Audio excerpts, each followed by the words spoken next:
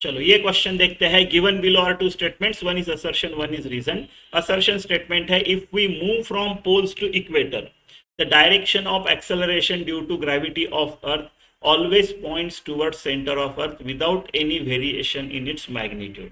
Reason है at equator direction of acceleration due to gravity is towards centre of earth. देखो पहला जो statement है आधा ठीक है, सेंट्रल फोर्स है ग्रेविटेशनल फोर्स, तो अर्थ के सरफेस के ऊपर कहीं पे भी बॉडी हो सेंटर ऑफ अर्थ पे खींचा जाएगा,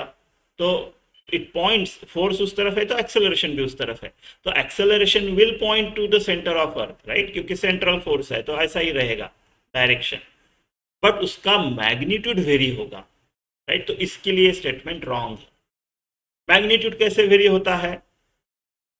राइट, तो जैसे आप पोल से इधर इक्वेटर पे गए, ये आपका इक्वेटर हो गया, ये आपका पोल हो गया, आप इधर से इधर जा रहे हो, तो दो कारण है जिसके वजह से एक्सेलरेशन ड्यू टू ग्रेविटी कम होता है। एक तो है कि ये जो आपका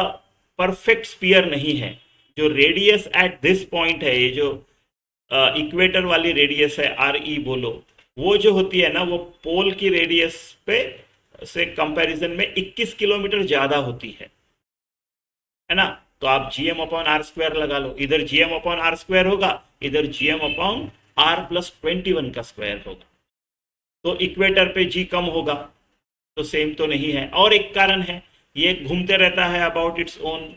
ओमेगा से, मान लो घूम रही है अर्थ, राइट, तो जो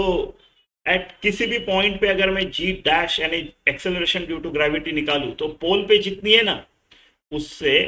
are omega square cos square theta इतनी कम रहेगी। थीटा है ना, मान लो यहाँ पे गिननी है मेरे को, तो ये वाला एंगल लैटिट्यूड ऐसा कम होता है, तो फिर से इक्वेटर पे कम होगी, क्योंकि इक्वेटर पे थीटा जीरो होगा,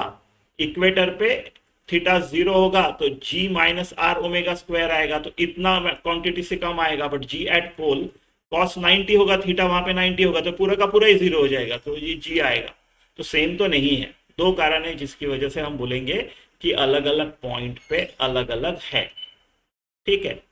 रीजन है एट इक्वेटर डायरेक्शन, हाँ कहीं पे भी हो direction will be towards centre, क्योंकि ये एक सेंट्रल फोर्स है ना, सेंटर टू सेंटर काम करता है, तो आपका आर करेक्ट है लेकिन आपका ए करेक्ट नहीं है, यानी आपका डी ऑप्शन।